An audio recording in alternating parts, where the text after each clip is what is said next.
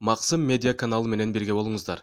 Маанилүү маалыматтар биздин каналда. Суранып сыртқа чыгарат окшойбуз, анткени кишинин саны көбөйүп мына жөндөн жөн аз түртүш тыгын болушу мүмкүн.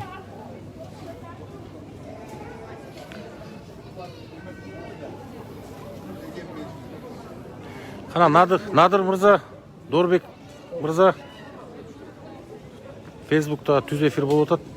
Силер оюңарды ушул рейс боюнча, жалпы ушу Москвада кырдаал боюнча рейс боюнча мен азыр маалымат берип кеттим. Мына биринчиден азыр Дорбек мырза мына жумушка жаңы чыгып, миграция кызматы азыр толук кандуу иштеп башташты. Миграция кызматынын өкүлчүлүгү баардыгы ооруп калганына байланыштуу чындыгында бул кызматтын дагы бир жолу биз баарыбыз түшүндүк.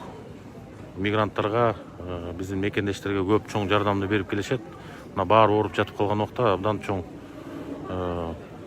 бир топ кыйындыктар да болду. Ошон үчүн бүгүн мына миграция кызматы толугу менен чыгып иштеп, буюрса Дорбек мырза азыр маалымат берип кетсеңиз. Бул рейс боюнча мен бердим маалымат. Сиз азыр ушу Москвадагы иш орундары кандай болуп атат? Биздин мекендештер көп иштеп атабы?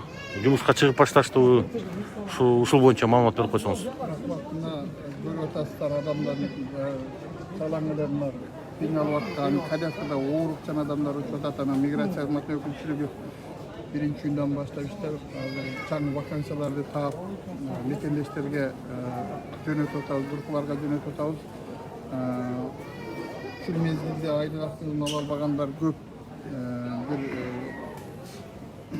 Биздин эсеп боюнча бир 20 миллионго жакын суммага акчасын ала албаган биздин жарандар кайрылып атат. Ошолордун маселелерин чечкенге азыр Кудай буюрса иштеп атабыз. Күндө электрондук вариантта келген арыздар менен, жөнөкөй келген арыздар менен, анан ушу элчиликтин кызматына, ушу штабка жардам берип, посттарга жайгаштырып, мантушаттарга жардам берели деп келдик ата. Мына коомдук уюмдун балдарына мен ооруп жатта көрдүм, күнү түнү иштеп жардам беришти. Бул чыныгы кыргыздын баягы патриоттук сезими бар адамдар келип жардам берди. Анан эми билесиңер, баягы беш кол барабар эмес, жакшы сөз айткан болот, жаман сөз айткан болот, сөккөн болот, ошол нерселерге да чыдап иштеп атабыз. Анан Кудай буюрса мына элчибиз баарын жолго салып койду, тартип менен комиссия текшерип, врачтар текшерип, ошонун негизинде өтө муктаждуулар гана кетип атканынан мына экинчи жолку рейстен дагы баамдап жатабыз. Бул да болсо ушул тегиз карап, Кыргызстандын бул региону, жал региону дебей, кайсы адамдын муктаждыгы көп болуп, ошондо учка кеткенге шарт түздөр, ушу шарттар жок болуп, боюнда бар бала чакаларды жөнөткөнгө аракет кылат. Бул да болсо чоң билинбесе дагы чоң иш. Ушунча өзүңүздөр билесиз, азыр Кыргызстандын жарандары Россияда 800 миңден ашык Кыргызстан жарандары бар. Бул деген Кыргызстандын ишке жарандуу 1/3 бөлүгү адамдар. Ошолордун баардык маселелерин чечип аткан элчиликке, миграция кызматына, МВДнын өкүлдүктөрүнө баарына чоң рахмат. Эми эл көп экен, жакшы сөз, жаман сөз айтса дагы чыдап сабырдуулук менен элге жардам берип атабыз.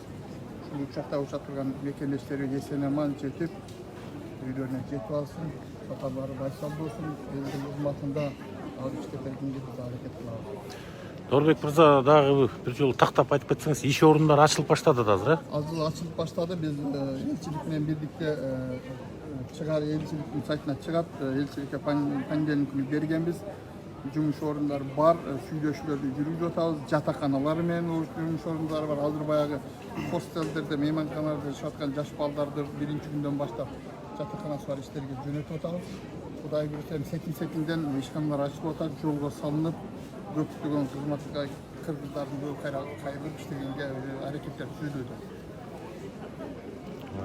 Надыр мырза мына диаспорада ушу биздин активист жигиттерибизден бири.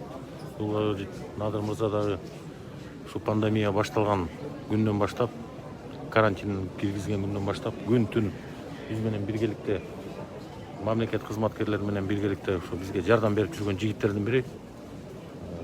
Надыр мырза дагы бир өзүнүн көз карашын айтып койсун азыркы күндөгү болуп аткан ситуация боюнча.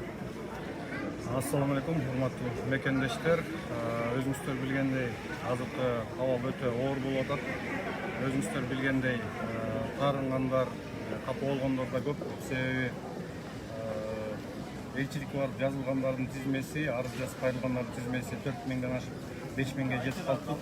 Ошолордун ичинен дагы ооруларын, өтө муктаждарын тандап алуу оңойго турган жок. Ошондуктан врачтар иштеп, ошол врачтардын текшерүүсү менен, көрсөтмөсү менен бүгүнкү күндө ооругандар, боюнда оорулар, катаңдар келип атат. Биз ошо коомдук уюмдар ушул эгер жаңылбасам 4-нчи жолу ушул аэропортко келип атабыз. Ушул пандемия башталгандан бери 4-нчи жолу учууга жардам берип атабыз. Келип жок дегенде кичине да болсо эмне жардам кыла алсак, эмне колубуздан келсе, ошол жагынан жардам берип, Фариада башка жагынан жардам берип келип атабыз. Москвадагы, Москва областындагы диаспоранын өкүлдөрү, областтык, райондук, айылдык коомдун жетекчилери, өкүлдөрү, лидерлери өтө чоң кызмат кылышып атат. Чынын айтканда, билинбегени менен ушу 1 миллионго жакын биздин мекендештер жашаган Москвада 100гө жакын коомдук уюмдун өкүлдөрү тынымсыз ар бир ушундай учак тушкан сайын биздин мекендештерге продукты жеткирүү жагынан кыскасы коомго кандай жардам керек болсо ошонун баарына күнү түнү жардам берип чындап кызмат кылышып атат. Бүгүн өзүңүздөр көргөндөй ак калпактарды кийип алып, келгендерди тосуп алып, сумкаларын көтөрүшүп, орошуп, кимге эмне суроо болсо, кимде кандай муктаждык болсо, колдон келишинче жардам берип атат. Элчилик менен, миграция өкүлчүлүгү менен, МВДнын өкүлдөрү менен биргеликте иш алып барып атабыз. Бул ушул ынтымактын, биримдиктин, биздин Кыргыздын улуулугу, айкөлдүгү ушул жерде көрүндү деп ойлойм. Себеби биз Москвада ушул илдет башталган 2 айдын ичинде күнү түнү жүрөбүз, башка улуттарды байкай алган жокпуз да. Ушул именно биздин кыргыздардай болуп, жардам берип күнү түнү жүргөндөрдү байкаган жокпуз. Эми анча-мынча жардам бергендерди көрүп калып атабыз, бирок ушундай тынымсыз өзүнүн убактысын аябай, өзүнүн ден соолугун тобокелге салып, алтындай убактысын бөлүп, мынакей азыр түнкү саат 12де келгенбиз. Эртең саат 6-7-8дерде учуруп коюп, анан кетебиз. Ушул мекендештер кичине да болсо колдон келген жардамыбызды берип турабыз. Рахмат, Надыр мырза, рахмат. Урматтуу мекендештер, мына азыр бул жерден комментарийлерге да жазып атат, эмне кылып койдуңар деп, мындай биздин диаспорадагы активист жигиттерге айтылып аткан сөз окшойт. Мына ушул жигиттер үйүндө жатып албай келип, ушул мына качаң болбосун ушундай оор убактарда келип жардам берип атышты. Азык түлүк таркатуу боюнча, анан башында жаңы карантин башталганда ошого окшогон биздин диаспорадагы ар кайсы коом, уюмдар келип азык түлүк алып келип биздин кампага берип, ошону элдерге таратып атышты чогуу. Мунун баары биз мына мамлекет кызматкерлери терең баалайбыз. Биздин жигиттердин, кыз жигиттерибиздин ушундай келип жардам бергендерин үйгө жатып алып сындап, мындай башка бир негативтерди жазып, ушул жерден отуруш жеңил, сындаш дайыма жеңил. Мына мондай болуп келип жардам бериш, бул дагы абдан жакшы. Өз көзү менен көрүп, ушул эле жигиттер эгерде үйүндө жатып алып, ушул Facebook аркылуу ар кандай соц тармактар аркылуу ар кандай маалыматтарды көрүп алып, ар ким ар кандай айта берсе болот эле. Бирок мына өздөрү келип, күн түн келип жардам берген жигиттердин көз караштары такыр башкача. Дагы бир жолу учурдан пайдаланып, ушундай кыз жигиттерибиздин баарына ыраазычылык билдиребиз. Буюрса мына оор күндөрдүн баары артта калды.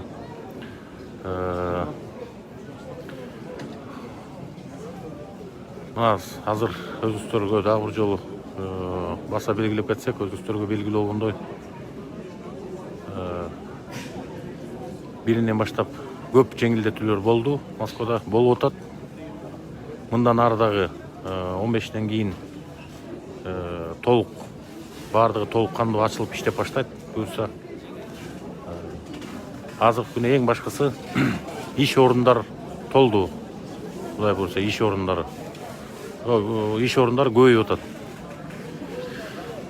Мурдагыдай такыр акчабыз жок, иш жок, кыйналып атабыз деген биздин мекендештер көбү азыр мына жумушка чыгып иштеп баштады.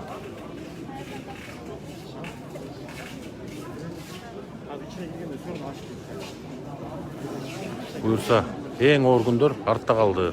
Кудай буйрса.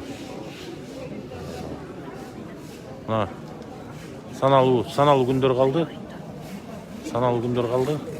Буйрса рейстин баары ачылат, жолдун баары ачылат. Мурдагыдай эле кайра ушул мекенибизге барып,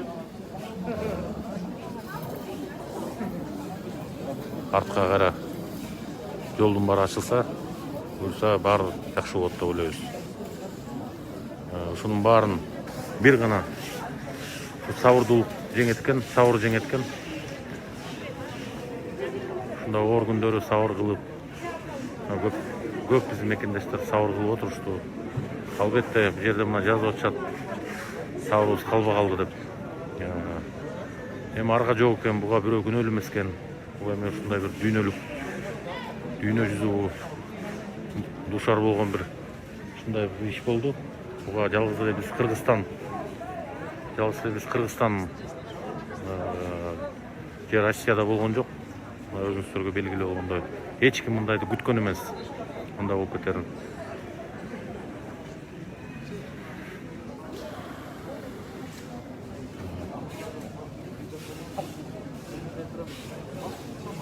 Азыр дагы кетти.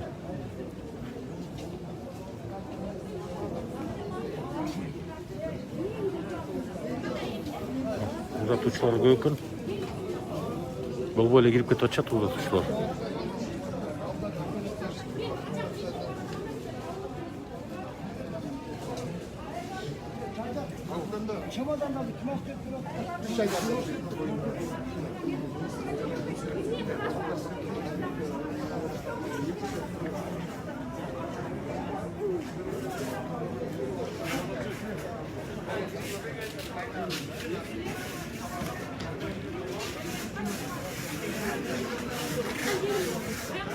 Gülbak iyice bakmış. Мына гүл бар. Жақсы білжек. Ece bunu tınçlı bulu almaz degen.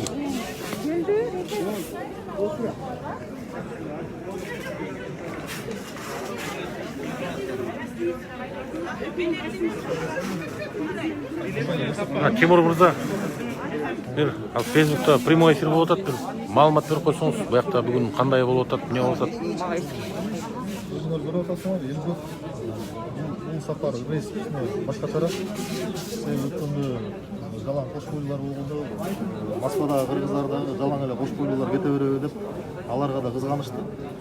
Ошол себептен бул жерден аралаштырдык. Узайган адамдардан аралаштырдык. Ооруган адамдар аябай көп экен. Сааттар, онкологический, жүрөк оорулары, ички органдардын оорулары, операциядан кийинки же операцияга чейинки.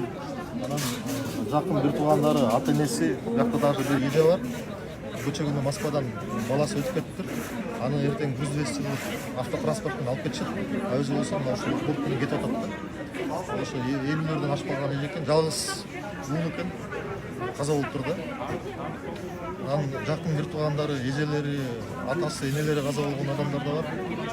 Анан отто ошол баарынан мындай бир аралаштырганга аракет кылдык. Анан бирок көпчүлүгү кайра эле айымдар, балдар менен. Анан калгандары болсо жанагындай өзгөчө мындай бир абалдагы турган адамдар да бар. Рахмат, мына Тимур мырза ушул жерде координатор болуп, мына күн-түн иштеп атышат. Албетте 400 киши батасын берип учуп кетиши мүмкүн. Бирок учпай калган 1000ден ашык киши ушу иштеп аткан кыз-жигиттерге туура эмес сөздөрүн айтышы мүмкүн. Бул эми айла жок экен. Баарын бир рейске батырып учуруп кетире албайт экен. Ошондуктан сабыр кылып туруңуздар. Маалымат сапары түшүнбөстүктөрдөн болуп атат. Мурун аэрофлоттон билет алып алгандар баягы чек ара жабылганга чейин менин билетим бар, мен кетпеген уктумун деп келгендер да бар. Арасында улгайган кишилер да бар. Бирок тилекке каршы алар элчиликке чыгышкан эмес. Анан алар боюнча бизде маалымат болбогондуктан алар бизде жок да. Рахмат Тимур мырза. Анан элчиликтин расмий баракчасынан расмий маалыматты аласыздар. Мына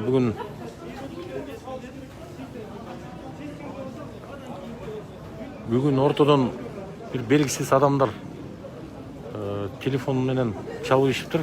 Бу жакта бир 10 чактыдан ашык киши